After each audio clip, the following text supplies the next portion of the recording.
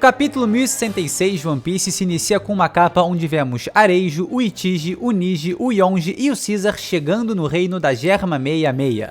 E a pergunta que fica é: a gente sabe que essa história de capa tá acontecendo no passado e não paralelamente. Então será que a Germa 66 e o Caesar podem acabar desembocando na história principal, assim como a Purin, o Van Algur e provavelmente o Kuzan?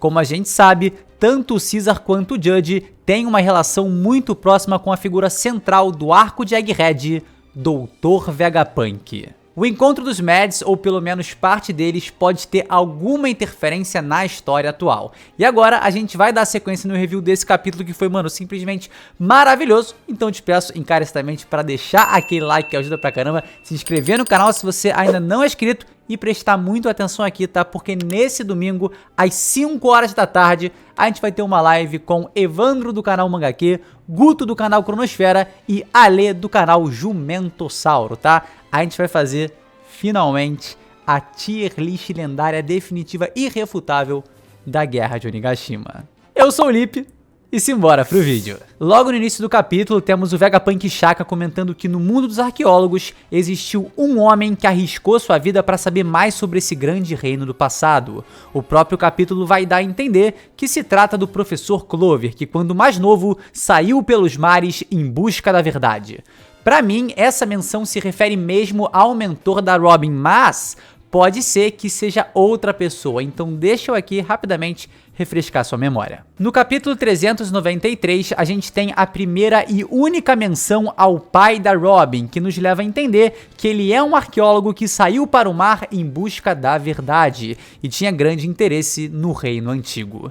Será que esse é um elemento que o Oda nunca mais vai trabalhar? Ou deixou essa passagem aí como uma evidência de algo que virá no futuro? Fica essa possibilidade levantada porque pode ser um misdirection do Oda, né? Ele dando a entender que é de fato o Clover quando na real pode não ser e assim nos trazer uma surpresa. Eu acho que essa menção se refere mesmo ao professor Clover, mas o pai da Robin supostamente não morreu em Ohara porque ele não tava lá. Então, mano, ele pode estar aí pelos mares ou, mano, simplesmente o governo mundial foi, caçou ele e deu um fim no cara. Até porque ele sabe ler os poneglyphs, né, sabe ler a língua antiga e isso é um perigo pro governo mundial e também tem um certo quê de perigo pra própria narrativa de One Piece, né? Porque se ficar metendo muito personagem que lê, aí a Robin começa a ficar menos valorizada, enfim. Muita gente com a habilidade de ler o poneglyph ia começar a ficar meio estranho. Esse homem que dedicou sua vida a descobrir sobre esse reino encontrou uma máquina em um certo lugar, que foi criada em uma data que casa com a teoria que ele tinha em mente. E aí entram duas excelentes questões. Qual é esse certo lugar e o que era essa máquina? A resposta é: o lugar pode ser absolutamente qualquer um e a máquina pode ser absolutamente qualquer uma. Mano, um micro-ondas, uma máquina de lavar. Talvez o gigante no final do capítulo, talvez Uranus em algum canto do mundo, algo como a Arca Maxim em uma ilha celeste, até mesmo os autômatas na lua. As possibilidades são muitas. Excelente começo de capítulo que só vai melhorando conforme mais informações vão entrando na nossa cabeça e, obviamente, mais do que respostas, a gente tem questões sendo levantadas. Obrigado, Oda, por sempre que responder uma coisa e levantar mais 3 perguntas. Os diálogos seguintes são como uma reprodução do discurso do professor Clover no capítulo 395. O Vegapunk basicamente sabe tudo que esse professor sabia com uma única e grande diferença. Ele viu a reação do governo mundial a essa suposta teoria, o que é um indício extremamente forte de que ela é um fato. Afinal, por que obliterar todo um povo se eles só têm umas ideias ali meio desconexas e malucas e panquecas da cabeça, né? Não tem motivo nenhum.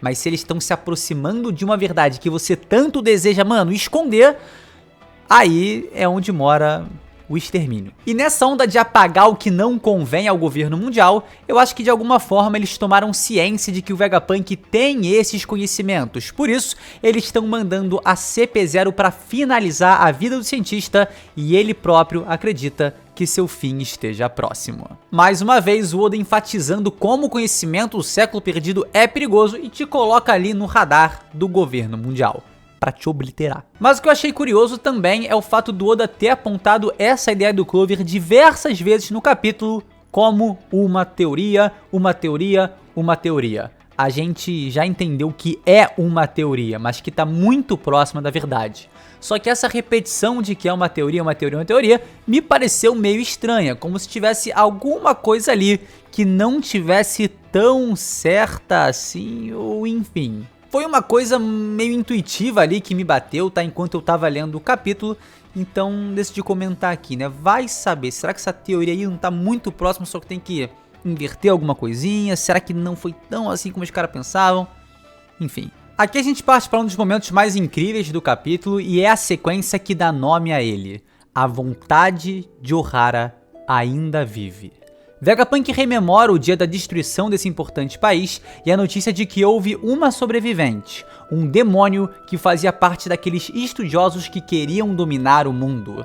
Meses depois dessa catástrofe, Vegapunk com seu navio do governo mundial ostentando as iniciais de Punk Hazard, chegou em Ohara, e nessa altura ele revela que era amigo de Clover.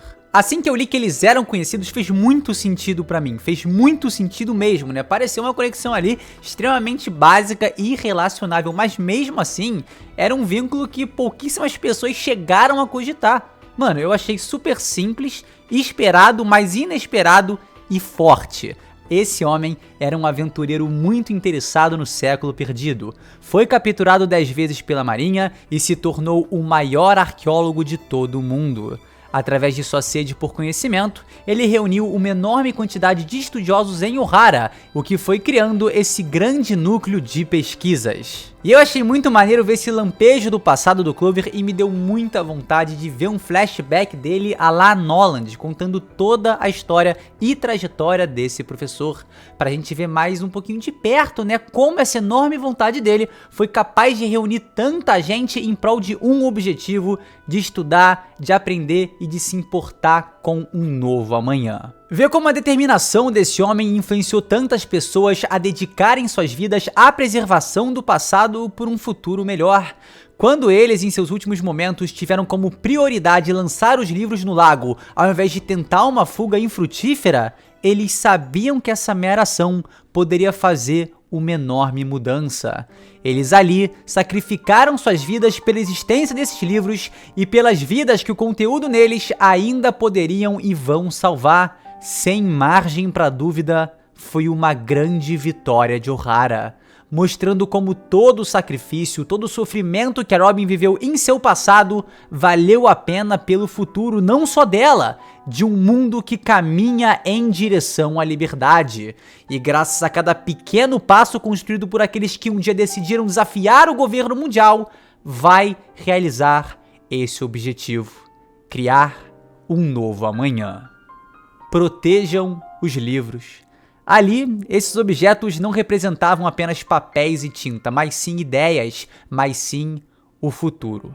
Essa frase pode ser perfeitamente traduzida como: protejam o futuro, protejam as vidas. E todo esse sacrifício, toda essa dor, sentida por todos que um dia já se relacionaram com Ohara, se justifica nas últimas palavras de Nico Ouvia à sua filha: nós não devemos desistir do futuro no qual você viverá. Com toda essa carga no peito, com o peso de seu passado atormentando seu coração, Nico Robin chora. Chora pelo que sofreu, pelo que passou, pelo que sentiu. Mas agora, tal como havia dito Jaguar D. Só, algum dia você encontrará companheiros que vão te proteger. Ninguém nasceu nesse mundo para ficar sozinho. Quando a vida estiver difícil, faça o que eu te ensinei. Sorria.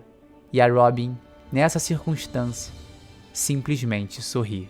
Os companheiros dela defendendo ela nesse momento, as memórias de Jaguar de Só salvando, as lembranças de Ohara, tudo isso, esse momento foi extremamente forte, mas tão forte que Oda fez questão de colocar o Shaka, né, o lado mais racional do Vegapunk, pra tremer de emoção e extremamente emotivo ao comentar dessa tragédia, trazendo muito mais profundidade para esse assunto que já é tão delicado. Construção de cena simplesmente sensacional, intercalando ali as memórias da Robin com o que está sendo falado pelo Vegapunk e chegando no momento atual, cara, uau, sério, simplesmente muito forte e óbvio, tem muita coisa pra gente comentar aqui. Primeiro, vamos pela silhueta de Vegapunk que revela seu enormossauro cabeção. Eu já tinha cantado essa pedra dele ter um coco gigantesco porque sua silhueta no capítulo 684 dava a entender que essa cabeçota era enorme.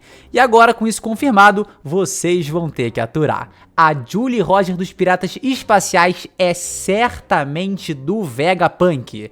Eles são piratas que estão buscando recursos no espaço com navios e tecnologias bem peculiares que talvez só o maior cientista do mundo seja capaz de produzir. Agora a teoria ficou mais forte ainda, né? Então mais um ponto para a relação do Vegapunk com a Lua, mais um indício que os piratas espaciais têm realmente relação com ele. E é isso aí. Outro ponto em relação a essa cabeçona gigantesca é que o Dragon, que vai aparecer ali na frente, comenta que essa cabeceta agora tá uma verdadeira cabeçorra que tá maior do que antes. E a gente já teve um personagem dentro de One Piece que é bem inteligente e a cabeça, ó, mano, foi crescendo também de um jeito bem bizarro. E não é o Luffy no modo Gear 5 Brain Man, Big Brain. Sei lá que bosta é essa. O lendário ninja Fukurokujo, ele tinha uma cabecinha, né, normal, e depois ficou com um cabeção enorme. Então ele parece um foreshadow pro que aconteceu com o Vegapunk. Se você usar muito sua cabeça, né, ela cresce. Então usem sua mente, tá? Estudem como eu para ficar inteligente dessa forma. Enfim, Vegapunk revela o que aconteceu com os artefatos tão valiosos que Ohara, em seu último suspiro, fez questão de jogar para o futuro. Somos lançados 22 anos no passado. Ohara, no West Blue, meses após o Buster Call. Em meio às ruínas da região, vemos 3 gigantes resgatando os tesouros remanescentes de Ohara, os livros que contêm todos os seus estudos, pesquisas e teorias. Pra mim, mano, não tem dúvida. Esses gigantes são Hyrudin, Gerudo e Goldberg, os gigantes que hoje são os novos piratas gigantes e fazem parte da grande frota dos Chapéus de Palha. Então, claro, né, recém-unido ao bando do Luffy, o Hyrudin não tinha dever nenhum de contar nada pra ninguém, mas, vendo esse momento e deixando claro que os gigantes de Elbaf sabem da importância desses livros pro mundo, a relevância do Hyrudin faz o quê? Faz o quê? Fica gigante. Cresce muito igual a cabeça do Vegapunk. Mas as gigantescas surpresas não param por aí, porque através de Vegapunk, que a gente está vendo o rosto pela primeira vez, surge uma figura menor, mas muito mais expressiva. Monkey D. Dragon. Aqui, a gente percebe que ele já tem uma relação de longa data graças a essa frase. O pai do Luffy está com 33 anos e é líder de uma espécie de Exército da Liberdade. Vegapunk está com 43 anos e é o maior cérebro do mundo. A gente descobre que, assim como o Vegapunk, o Dragon também era um conhecido do Professor Clover. E óbvio que a gente precisa analisar e falar do homem que se tornaria o líder do Exército Revolucionário, porque, meu amigo, nessa faceta aí dele, o maluco me assustou. É impressão minha ou o Dragon aí tá mais carregado, tá mais Rocks de Shebeck do que nunca? A gente nota a presença dele muito forte, o olhar muito duro e a carga muito pesada. A sua vestimenta se assemelha a algumas militares, tal como a gente pode ver com Fidel Castro e Che Guevara, duas figuras altamente ligadas a revoluções. Mas o que também merece nossa atenção é essa faixa na perna do Dragon, que é exatamente o que se tornaria sua tatuagem no rosto, que inclusive nessa altura ainda não foi feita, me dando bastante a impressão de que ela seria realizada junto com a fundação do Exército Revolucionário, como se fosse ali, né, uma espécie de juramento à sua causa, uma promessa aos seus objetivos, ou algo do gênero. Mas essa página veio para explodir mentes. O Dragon revoltado comenta que esses gigantes vieram de Elbaf e sabem da importância desses livros. E aí que mora a questão. Como eles sabem da importância desses livros? Qual a ligação que eles têm com Ohara? A primeira coisa que me passou pela cabeça é que ambas as regiões possuem árvores colossais e de grande destaque. A árvore do conhecimento em Ohara e em Elbaf a pouquíssimo revelada Yggdrasil. E claro, isso é interessante, mas não justifica eles saberem a importância do que está sendo construído por lá, do que está sendo criado e estudado pela galera de Ohara. E aí, mano, veio o outro insight que muda tudo. A Big Mom disse que se a Lola tivesse casado com o príncipe Loki, ela já teria se tornado a rainha dos piratas. O exército de Elbaf já foi mencionado como o mais forte de todo o Novo Mundo, dando a entender que esse poder bélico, junto às forças da família Charlotte, seria, mano, praticamente invencível.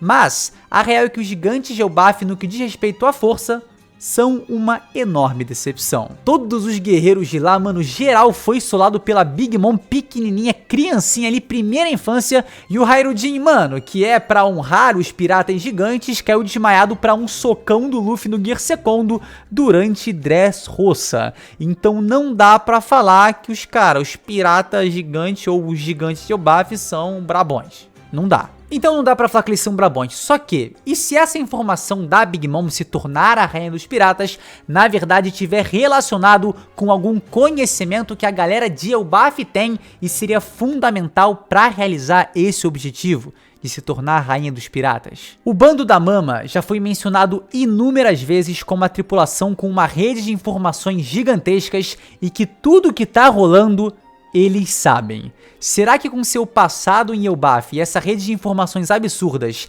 a Big Mom não sabe algum segredo que os gigantes sabiam e seja essencial para se tornar o rei dos piratas? Será que o último Road Poneglyph está guardado na região? Será que por ter esse Poneglyph, eles sabem da importância dessas pedras e dos estudos feitos em Ohara? Isso me dá certeza de duas coisas. A primeira, invariavelmente, nós vamos para Elbaf. Pode anotar aí, tá cravado, isso é certo. E segundo, os gigantes ainda tem muita história pra contar, que a gente vai saber quando tiver em Elbaf.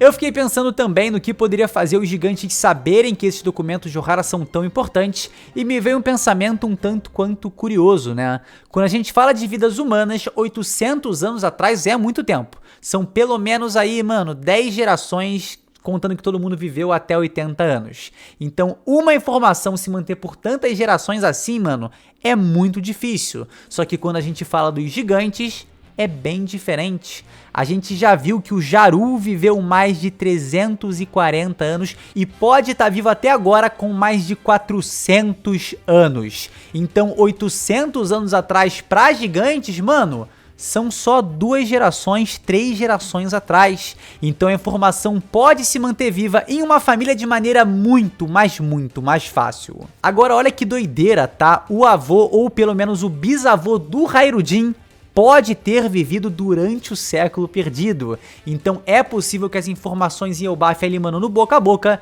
estejam muito mais preservadas. Você provavelmente, cara, não sabe a história do seu tataravô, mas você sabe a história do seu avô, pelo menos, né? E se não sabe a do seu bisavô, pergunta pro seu pai, que ele deve saber a do seu bisavô. Então as gerações em Elbaf são muito mais reduzidas, por assim dizer, o que torna muito mais fácil manter uma informação sigilosa, enfim, dentro de uma família. Enquanto no tempo humano, né, cara, é muito mais difícil. Eu não sei nem o nome do meu tataravô. E claro, isso aqui dependendo de como se deram os eventos pós-século perdido em Elbaf, tá? Os gigantes, no fim das contas, podem saber muito mais do que sempre aparentaram saber. Pra melhorar tudo, o Dragon, completamente revoltado, diz que o capitão desse gigante é um cara estranho com um corpo coberto de bandagens, o que já me deu aquela fagulha de: esse é o homem da cicatriz de queimadura. E claro, a gente está falando de Jaguar de Só, cujas queimaduras podem tanto ter sido do frio, né, do gelo ali do Aokiji que revestiu ele, quanto do fogo que se propagou por Ohara.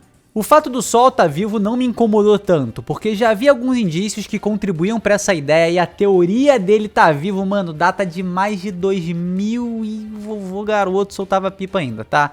Começando lá pelo Ice Time Capsule do Aokiji, que ele usou nessa ocasião para congelar o Sol. E para complementar isso, tem esse foreshadow do Kairo Kureio, um prisioneiro do nível 5 de Impel Down, que é mencionado como alguém que tá morto ou tá sendo preservado para o futuro. Parece bobo, mas tem várias linhas de diálogos do Oda que parecem que são soltas ali, que não tem nada a ver com nada, mas na real não são, e estão aí pra pontuar algum acontecimento no mangá. Por isso, às vezes o fã de One Piece levanta algumas questões ali que parecem, mano, viagem, foca numa frase que tá meio esquisita ali, parece estranha, porque no fim das contas, há evidências assim dentro da obra, então quando você for teorizar sobre One Piece, mano, viaja mesmo, tá? Mas viaja pelo menos ali embasado no mangá, tá? Por falar em viajar em teoria, queria deixar aqui a minha. Eu acho que o Aokiji sabe do Jaguar de Só e que o gigante tem sim, assim como o antigo almirante, um envolvimento com a Sword. O Só era um vice-almirante e, se bobear, pode até ser o fundador da Sword. E agora, sabendo que o gigante tem relação com conhecimentos do século perdido e o Kuzan tem relação com o gigante Jaguar de Só, eu não duvido absolutamente nada que o Aokiji esteja junto do Barba Negra a fim de conseguir mais informações sobre o século perdido. Quem sabe até interessado nos outros Road Poneglyphs. A Puri envolvida no plot dele, que tem poder pra despertar e ler a língua antiga, a relação dele com os gigantes, a relação dos gigantes com as informações do século perdido, mano, pode estar tudo muito bem aí, ó, traçado por Eiichiro Oda. E eu boto muita fé, tá? Porque se tem alguém que sabe pegar elementos variados de uma narrativa, amarrar isso e trazer pra um plot só, juntando tudo, esse homem é Eiichiro Oda. Enfim, a gente já viu o Dragon nervoso e tal, mas nessa altura da vida dele ele tá o famoso Monkey D poucas ideias pistolinha. O cara tá cansado das injustiças pelo mundo que continuam a se propagar e até mesmo o Vegapunk, que parece alguém sensato e até justo, se tornou um cão do governo mundial depois de se recusar a se juntar ao Exército da Liberdade. O cientista então responde para ele deixar de ser ridículo, porque o que ele poderia fazer com um exército pobre como o do Dragon? Ele precisa de recursos, né, pra, mano, fazer sua mente brilhante brilhar ainda mais. E apesar dele estar se unindo ao governo mundial para ter acesso a tecnologias e assim poder evoluir sua própria ciência, ele diz pro Dragon não perder seu foco, não perder seu objetivo de vista, mostrando que de certa forma ele tá de acordo com as ideias que esse homem tem. Só reforçando a ideia, tá? Um apertar de botão e os serafins vão se virar contra o governo mundial e ficar a favor dos revolucionários. Aí, meu querido, acabou-se tudo. Dragon continua uma arara vermelha e diz que vai fundar um exército que possa combater toda essa injustiça que está acontecendo nesse sistema do mundo. Frase a qual o Vegapunk responde: você que tanto despreza a violência?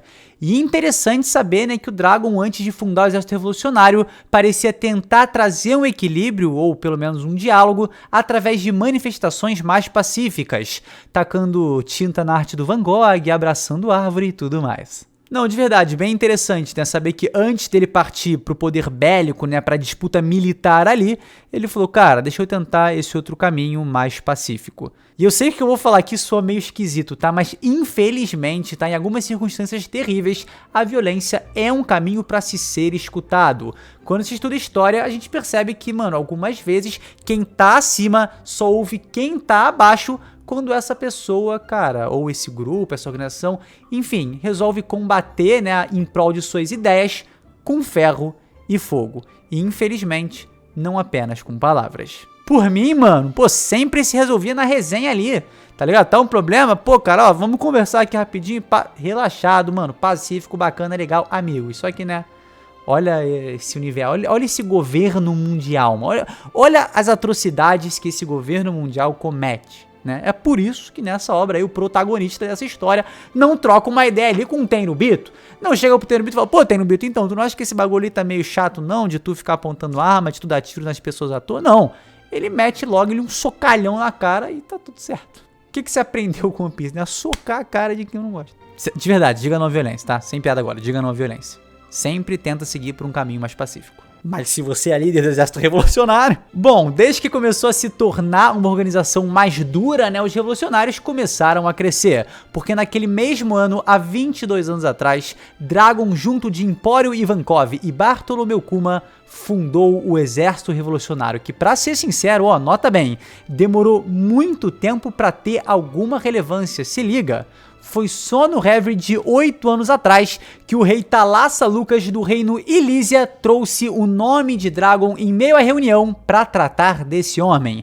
E hoje ele é uma das maiores ameaças para o governo mundial. Então essa promessa que vemos ele fazendo nesse capítulo, que ele mudaria o mundo e não deixaria a morte de Clover e o sacrifício de Ohara serem em vão, vem se concretizando a cada segundo que passa. E pra ser sincero, ver o Dragon nesse momento, mano, fez ele subir um pouco no meu patamar, porque a gente tá acompanhando ali o momento que ele tá, cara, consumido pela raiva e já tá projetando criar um governo mundial. E ele tá extremamente frustrado, porque aparentemente, pelo um caminho passivo que ele tanto buscava, cara, simplesmente não tinha resultado. Então ver ele nesse momento e a evolução do personagem ser o que ele é hoje, cara, eu achei bem bacana mesmo. A reação do Chapéu de Palha a essas informações é muito legal. O Sop interessado em Elbaf, a Robin surpresa porque o Clover e o Dragon, de certa forma seus dois mentores, se conheceram, Sanji, mano, de cara que o Iva, não chamou de Ivankov, chamou de Iva,